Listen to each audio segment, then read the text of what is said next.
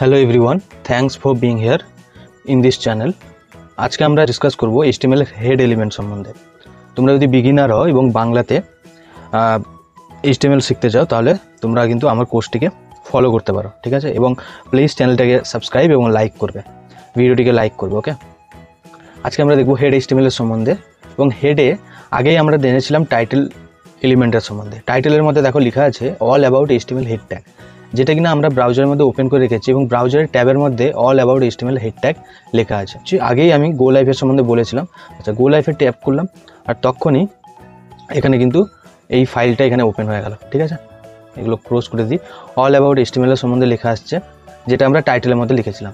টাইটেলের কাজ কি? প্রথমত তো এই ফাইলের পেজটাকেই এখানে শো করবে, নামটা, এই নেমটা এখানে শো করবে। যখন আমরা ফাইলটাকে সেভ করব, বুকমার্ক করব, স্টার করব, এখানে সেই নেম দিয়ে সেভ করতে পারি।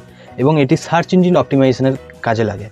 সার্চ ইঞ্জিন অপটিমাইজেশন হচ্ছে যখন আমরা গুগলের মধ্যে, ক্রোমের মধ্যে আমরা কিছু সার্চ করব বা ব্রাউজারে কিছু সার্চ করব, তখন আমাদের এই ওয়েব পেজটিকে সার্চ হতে গুগলের ইঞ্জিনে সাহায্য করবে এই টাইটেল নেমটি, ঠিক আছে? হেডের মধ্যে আরও কয়েকটি ট্যাগ আছে, আজকে আলোচনা করব।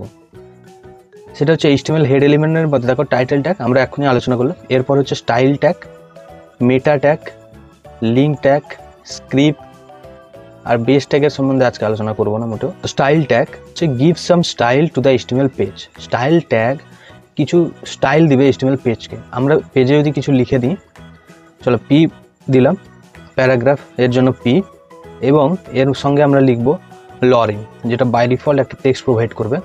এবং আমরা দেখো ইমেজ এব্রিভিয়েশন এখানে লক্ষ্য করো, প্যারাগ্রাফের মধ্যে এটা কিন্তু চলে আসছে। স্টাইল ট্যাগের সম্বন্ধে দেখো give some style to the HTML page. HTML এর পেজকে স্টাইল দিতে স্টাইল ট্যাগ সাহায্য করে, ঠিক আছে? HTML এর যে পেজের মধ্যে আমরা বডির মধ্যে যে ডকুমেন্টগুলো লিখবো সেগুলোকে স্টাইল দিতে স্টাইল ট্যাগ ব্যবহৃত হয়, ঠিক আছে? প্রথমে তো বডির মধ্যে কিছু ডকুমেন্ট আমরা লিখে নিই, যেরকম পি ট্যাগ, এবং পি ট্যাগের মধ্যে আমরা লিখবো লরিম। এই লরিম দেওয়া মানেই লরিমের মধ্যে দেখো বাই ডিফল্ট কিছু টেক্সট জেনারেট করছে VS কোড, তাহলে এটা বাই ডিফল্ট টেক্সট জেনারেট করে। LOREM লিখলাম এবং কিভাবে লিখেছি দেখো, শর্টকাট এটা পি গ্রেটার দেন লরিম, এবং আমরা ট্যাব প্রেস করব এবং দেখো এটা লরিমের কিছু টেক্সট এখানে জেনারেট হয়ে এলো এবং পেজের মধ্যে সেটা দেখা যাচ্ছে, ঠিক আছে? তাহলে এটাকে আমরা এই মুহূর্তে কীভাবে স্টাইল করতে পারি দেখি। এক তো ইনলাইন স্টাইলিং হয়, সেটা আমরা CSS এর মধ্যে জানবো। এই মুহূর্তে আমরা হেডের মধ্যে কীভাবে স্টাইল করা যায় ওটাকে দেখবো, ঠিক আছে? এখানে স্টাইল লিখলাম, ট্যাব ওপেনিং ট্যাগ আর ক্লোজিং ট্যাগ দুটোই চলে এলো, ঠিক আছে? যাকে বলে কন্টেনার ট্যাগ। তো স্টাইলের মধ্যেই আমরা লিখতে পারি কোন ট্যাগটাকে আমরা স্টাইল করতে চাই। তার জন্য আমরা এখানে লিখব, আমরা বডিটাকেই স্টাইল করতে চাই, বডি, এবং curly braces, opening curly braces এবং ক্লোজিং কার্লি ব্রেসেস, মানে যাকে দ্বিতীয় বন্ধনী বলে বাংলায়। ওটা লেখার পর এন্টার কি চাপলাম এবং তার মধ্যে আমরা লিখব ব্যাকগ্রাউন্ড কালার চেঞ্জ করব। তো ব্যাকগ্রাউন্ড দেখো VS কোড অটোমেটিকই আমাদেরকে সাজেশন দিচ্ছে ব্যাকগ্রাউন্ড কালার সম্বন্ধে, তো এটাকে আমরা প্রেস করব এবং কয়েকটা কালারও নিয়ে থেকে সাজেশন দিচ্ছে। তো আমরা যে কোনো একটা সাধারণ কিছু একটা কালার আমরা দেবো, এর সম্বন্ধে পরে CSS বিস্তারিতভাবে আলোচনা হবে। তো ব্ল্যাক, ব্যাকগ্রাউন্ড কালার ব্ল্যাক। যেই আমি ব্ল্যাক প্রেস করলাম, দেখো বডি মানে হচ্ছে এই বডি ট্যাগ। এই স্টাইলের মধ্যে যে বডি ট্যাগের সম্বন্ধে আমরা আলোচনা করছি, এই বডি ট্যাগ মানে হচ্ছে এই HTML ডকুমেন্টের মধ্যে যে বডি ট্যাগটা আছে ওই বডি ট্যাগের ব্যাপারে। এই বডি মানে হচ্ছে গুগল ক্রোমের পুরো এই জায়গাটা, এটাকে বডি বলা হয়। তাহলে এই বডি ট্যাগের মধ্যে আমরা ব্যাকগ্রাউন্ড কালার ব্ল্যাক করে দিলাম, মানে এর কালারটা, এই ওয়েব পেজের কালারটা ব্ল্যাক হয়ে গেল। টেক্সটটাও এখানে ব্ল্যাক কালারেরই ছিল, সেই জন্য টেক্সটটা আর দেখা যাচ্ছে না। তাহলে টেক্সটটাকে আমাদেরকে হোয়াইট কালার করতে হবে। তাহলে বডি ট্যাগের ব্যাকগ্রাউন্ড কালার আমরা ব্ল্যাক করে দিলাম। তাহলে টেক্সট কালারকে কালার করতে গেলে একটা অ্যাট্রিবিউট আছে, সেটা হচ্ছে কালার। এটা হচ্ছে একটা প্রপার্টি, কালার হচ্ছে একটা প্রপার্টি, এবং তার মধ্যে আমরা হোয়াইট লিখে দিই। এই মুহূর্তে তো হোয়াইটই লিখে দিচ্ছে। তাহলে হোয়াইট লেখার সাথে সাথে দেখো সেই লেখাগুলো আবারই দেখা যাচ্ছে, যেখানে এই প্যারাগ্রাফের মধ্যে যে লেখাগুলো ছিল সেই লেখাগুলো আবার এখানে চলে এসেছে, ঠিক আছে? তাহলে বডি ট্যাগের মধ্যে ব্যাকগ্রাউন্ড কালার আমরা ব্ল্যাক করতে পারলাম, কালারকে আমরা হোয়াইট করতে পারলাম। এটা করতে পারলাম স্টাইল ট্যাগের সাহায্যে। আমরা স্টাইল দিলাম এই বডিটাকে, বোঝা গেল? এছাড়া আমরা পি ট্যাগটাকেও স্টাইল দিতে পারি, মানে বডি ট্যাগের মধ্যে যা ট্যাগ থাকবে ওই সব এলিমেন্টকেই আমরা কিন্তু এখানে প্রত্যেকটা এলিমেন্টকে এখানে স্টাইল দিতে পারবো।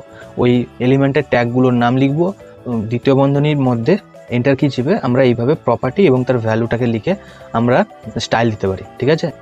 টেক্সটটাকে স্টাইল দেওয়া যেতে পারে, ফন্টটাকে স্টাইল দেওয়া যেতে পারে, বিভিন্ন রকম স্টাইলিং করা যেতে পারে, ঠিক আছে। এটা হচ্ছে স্টাইল ট্যাগের কাজ, যে আমরা বিভিন্ন ট্যাগকে, বডি ট্যাগের মধ্যে সব রকম বিভিন্ন ট্যাগকে আমরা স্টাইল দিতে পারি এই স্টাইল ট্যাগ ইউজ করে, হেডের মধ্যে স্টাইল ট্যাগ ইউজ করে।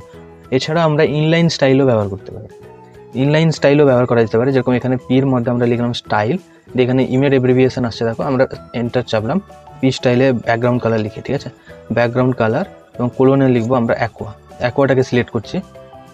এবং সঙ্গে সঙ্গে দেখো পি ট্যাগটা ছিল এইখান থেকে এইটুকু, ঠিক আছে, এর সম্বন্ধে আমরা আলোচনা করিনি। দেখো বডি আমরা বলেছিলাম পুরো ওই পেজটাকেই, যতটুকু আমরা এখানে লক্ষ্য করতে পারছি এই পুরোটাকেই বডি বলা হয়। আর পি ট্যাগ হচ্ছে এখান থেকে এইটুকু, যতটুকু টেক্সট লেখা আছে ওটা হচ্ছে পি ট্যাগ, ঠিক আছে। তো ওই পুরোটাই কিন্তু এখানে ব্যাকগ্রাউন্ড কালার অ্যাকোয়া হয়ে গেল, বোঝা গেল। তাহলে পি ট্যাগের আমরা ইনলাইন স্টাইল করলাম, এটাকে বলে ইনলাইন স্টাইল, ওকে। আর এটা হেডিংয়ের মধ্যে স্টাইল করলাম হচ্ছে লিঙ্ক ট্যাগের সম্বন্ধে জানবো। কি বলছে, link between external resources file like CSS ফাইলকে আমরা কিভাবে এখানে লিঙ্ক করতে পারি। লিঙ্ক ট্যাগ কী কাজে ব্যবহার করা হয়, কোনো ফাইলকে লিঙ্ক করার জন্য আমরা লিঙ্ক ট্যাগকে ইউজ করি, ঠিক আছে। লিঙ্ক ট্যাগ টাইটেলের পরেই লিখবো, কারণ যখন আমরা এই ডকুমেন্টের মধ্যে এই স্টাইল ট্যাগের সাহায্যে স্টাইলিং করবো ডকুমেন্টটাকে, তার মানে এই স্টাইলটা ভেরি মাচ ইম্পর্টেন্ট হবে, যেটা আমরা এমনি বাইর থেকে লিঙ্ক করবো যে স্টাইল ট্যাগটাকে। তাই জন্য এই স্টাইলটা বেশি ইম্পর্টেন্ট হবে, বাইর থেকে যে স্টাইল ট্যাগটাকে লিঙ্ক করবো তার জন্য আমরা উপরেই এই স্টাইল ট্যাগের উপরে আমরা এক্সটার্নাল স্টাইলটাকে লিঙ্ক করব, ঠিক আছে। আর ইনলাইন স্টাইলটা তো এর কাছেই আছে, তাহলে এটা বেশি প্রায়োরিটি পাবে। টাইটেলের পরে আমরা স্টাইল ট্যাগ, সিএসএস এর যে স্টাইল শিট ওটাকে আমরা এখানে লিখবো, তাহলে এর জন্য লিঙ্ক। এবং দেখো ভিএসএস এর মধ্যে একটা অটোমেটিক সাজেশন দিচ্ছে যে লিঙ্ক সিএসএস, এটাকে প্রেস করব, সঙ্গে সঙ্গে দেখো কিছু লেখা আসছে যে লিঙ্ক রিলেশন হচ্ছে স্টাইল শিট এইচরেফ, যেটা অ্যাঙ্কার ট্যাগের মধ্যে ছিল। আমরা এখানে যখন অ্যাঙ্কার ট্যাগ সম্বন্ধে পড়েছিলাম, অ্যাঙ্কার ট্যাগের সম্বন্ধে আমরা পড়েছিলাম, তখন দেখো এইচরেফ একটা অটোমেটিক অ্যাট্রিবিউট জেনারেট দিচ্ছিল। এইচরেফ মানে হচ্ছে হাইপার লিঙ্ক। আমরা এর মধ্যে গুগলের লিঙ্ক দিয়ে দেখেছিলাম, অথবা পেজের উপর থেকে নিচ অব্দি যাওয়ার জন্য বা কোনো অংশে পার্টিকুলার কোনো অংশে যাওয়ার জন্য আমরা এইচরেফের ইউজ করেছিলাম, রাইট। তো ঠিক এইভাবেই আমরা এখানে এইচরেফের ইউজ করব। এইচরেফের সাহায্যে আমরা লিঙ্ক স্টাইল সিএসএস এর স্টাইল শিটটা আমরা লিখে রেখেছি, মানে কোনো এক্সটার্নাল রিসোর্সেসকে আমরা এন্টার করার জন্য পেজের মধ্যে এই লিঙ্ক অ্যাট্রিবিউটকে ইউজ করি। এক্ষেত্রে আমরা সিএসএস এর ফাইলটাকে এন্টার করার জন্য style.css এইচরেফের মধ্যে লিখেছি। এটা বাই ডিফল্ট প্রডিউস করেছে VS Code। style.css হচ্ছে আমরা সাধারণত CSS এর ফাইলের নাম, প্রাথমিক যে ফাইলটা তাকে style.css দিয়ে লিখে রাখি। এবারে যেরকম আমরা HTML ফাইলকে index.html দিয়েই লিখতে হয়, যে index.html ফাইলটাকে গুগল ইঞ্জিন প্রাথমিকভাবে মান্যতা দেয়, ঠিক সেইভাবে এইচএফের মধ্যে style.css লিখলেই style.css বাই ডিফল্ট আমরা CSS এর প্রাথমিক ফাইল style.css মান্যতা দেওয়া হয়। তাই style.css VS Code automatic generate করেছে। যেরকম HTML ফাইল আমরা তৈরি করেছি, সেরকম style.css ফাইলটাও তৈরি করতে পারি এবং তাকে এখানে লিঙ্ক করা যাবে। আর style.css এর মধ্যে আমরা এইরকম স্টাইলিং করতে পারি, এরকম বডির মধ্যে যতগুলো ডকুমেন্ট থাকবে তার স্টাইলিং এখানে করা যেতে পারে, ওকে।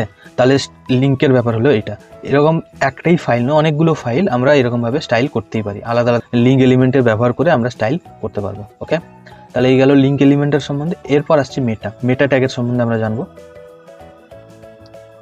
এটা খুবই ইম্পর্টেন্ট এলিমেন্ট মেটা, ওকে।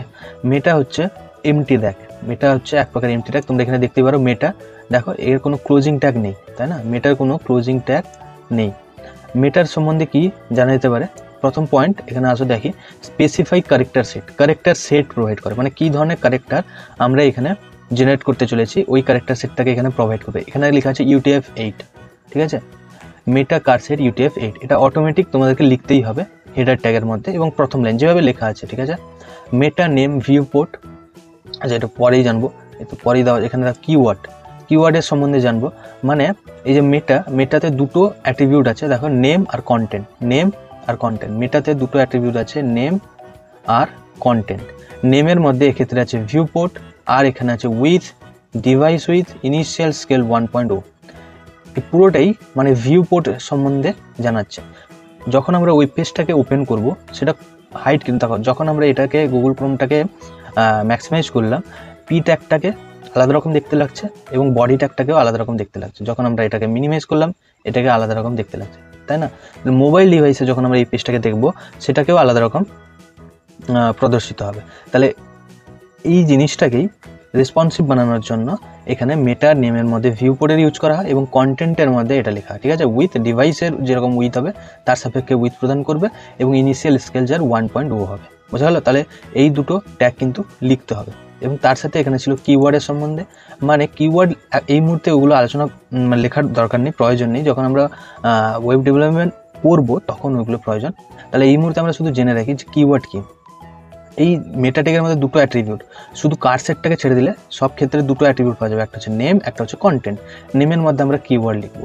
কিওয়ার্ড কী কাজে লাগবে? কিওয়ার্ডের মধ্যে আমরা যে এখানে যে ফাইলটা জেনারেট করেছি এটা হচ্ছে হেডিংয়ের সম্বন্ধে পড়ছি। হেডিংয়ের মধ্যে টাইটেল, মেটা, লিঙ্ক, স্টাইল, স্ক্রিপ্ট এগুলো সম্বন্ধে পড়ছি। তাহলে এই মেটাতে আমরা নেমের মধ্যে কিওয়ার্ড লিখবো, ভিউ পোর্টের জায়গায় কিওয়ার্ড লিখবো।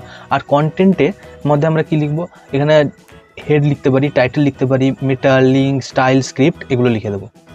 এর দ্বারা কি হবে? যখনই গুগল সার্চ ইঞ্জিন অপটিমাইজেশনে কাজে লাগবে, যেরকম লিঙ্ক ট্যাগের টাইটেলের মধ্যে আমরা যেটা লিখছিলাম সেটা গুগল সার্চ ইঞ্জিন অপটিমাইজেশনে কাজে লাগছিল, ঠিক একইভাবে যখন আমরা মেটা ট্যাগের মধ্যে কিওয়ার্ডের মধ্যে আমরা যা কিছু লিখবো, যখনই ইউজার কোনো ব্রাউজারে এসে যখন সার্চ করবে তখন আমরা যে ওয়েব পেজটাকে হোস্ট করেছি ওই ওয়েব পেজটা সার্চ ইঞ্জিনে দেখানোর জন্য এখানে কিওয়ার্ডের অত্যন্ত গুরুত্বপূর্ণ ভূমিকা থাকে, ঠিক আছে। সেই জন্য আমরা কন্টেন্টের মধ্যে কিওয়ার্ড, নেমের মধ্যে কিওয়ার্ড উল্লেখ করবেন, কন্টেন্টের মধ্যে যে সম্বন্ধে আমরা ওয়েবসাইটটাকে তৈরি করেছি সেই ওয়ার্ডগুলিকে এখানে লিখবো, বোঝা গেল। তাহলে ওটাই হচ্ছে কিওয়ার্ডের কাজ। অথার মানে কি?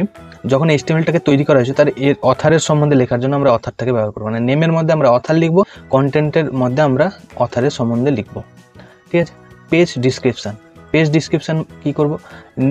পেজের সম্বন্ধে বোঝাবে। পেজ ডিসক্রিপশান পেজের সম্বন্ধে বোঝানোর জন্য আমরা পেজ ডিসক্রিপশান ইউজ করবো মেটা ট্যাগের মধ্যে, ওকে। আর ভিউ পোর্ট তো আগেই বললাম, এটা বাই ডিফল্ট এখানে VS কোড জেনারেটও করেছে। তাহলে মেটা ট্যাগ কিন্তু বিভিন্ন কাজে ব্যবহার করা হয়, বিশেষ করে কার সেট, নেম আর কিওয়ার্ড আর অথারের সম্বন্ধে লেখার জন্য মেটা ট্যাগ ব্যবহার করা হয়। আর হেডের সম্বন্ধে আমরা কিছু জানলাম। হেড হচ্ছে ক্রোমকে বা ব্রাউজারকে এই ফাইলটার সম্বন্ধে জানানোর জন্য। হেড ট্যাগের ব্যবহার হচ্ছে ব্রাউজারকে এই ফাইলটার সম্বন্ধে জানানোর জন্য হেড ট্যাগের ব্যবহার। এর মধ্যে মেটা ট্যাগ থাকে, মেটা ট্যাগের মধ্যে ভিউ পোর্টের ইউজ থাকে, UTF-8 থাকে ক্যারেক্টার সেটের মধ্যে, ঠিক আছে। তারপর এখানে স্টাইলিং করা যায়, এখানে লিঙ্ক করা যায়, এখানে কিন্তু স্ক্রিপ্ট ট্যাগেরও ইউজ থাকে। স্ক্রিপ্ট ট্যাগ ইউজ করা হয়, যেরকম এখানে লিঙ্ক ট্যাগ ইউজ করা হয়েছে CSS এর ফাইলকে এন্টার করার জন্য, ঠিক সেইভাবেই স্ক্রিপ্ট ট্যাগের ইউজ করা হয় জাভাস্ক্রিপ্টের ফাইলকে এন্টার করার জন্য। কিন্তু সাধারণত জাভাস্ক্রিপ্টের ফাইলকে এর নিচে এন্টার করতে হয়, ঠিক আছে। কারণ বডি ট্যাগের ভেতরে যখন আমরা HTML এর সব ডকুমেন্ট লিখে নিই তখন এখানে স্ক্রিপ্ট ট্যাগের ইউজ করা হয়, তো স্ক্রিপ্ট এলিমেন্টের ইউজ করা হয় এবং জাভাস্ক্রিপ্টের ফাইলকে এখানে এন্টার করা হয়। স্ক্রিপ্ট ট্যাগটাকে এখানে না প্রোভাইড করার কারণ লোডিং হতে দেরি হয়, ঠিক আছে। এইটুকু বুঝলেই হবে। তো স্ক্রিপ্ট ট্যাগ কীরকম হয়? স্ক্রিপ্ট SCRIPT এইটাই ক্লিক করতে পারো এবং দেখো SRC অ্যাট্রিবিউটের মধ্যে আমরা লিখতে পারি। ধরো স্ক্রিপ্ট ট্যাগের যদি নাম হয় main.js, এরকম একটা নাম আমরা লিখে দিলাম। তাহলে ওই main.js ফাইলটা যদি আমরা এই ফাইলের মধ্যেই থাকে তখন এখানে চলে আসবে। ঠিক যেরকমভাবে এখানে style.css ফাইলটা এসেছিল href অ্যাট্রিবিউটের মধ্যে আমরা লিখেছিলাম, এখানে SRC অ্যাট্রিবিউটের মধ্যে main.js ফাইলটা আমরা লিখলাম। main.js ফাইলটা এখানে কিন্তু এন্টার হয়ে যাবে, ঠিক আছে। তারপরে বডির সঙ্গে ইন্টারেক্ট করবে, মানে ডম ম্যানিপুলেশন বলে ওটাকে। আমরা ডম ম্যানিপুলেশন করতে পারবো জাভাস্ক্রিপ্ট ফাইলের সাহায্যে তখন, ঠিক আছে। হেড এলিমেন্ট সবসময় বডির সম্বন্ধে ইনফরমেশন প্রোভাইড করে, ঠিক আছে।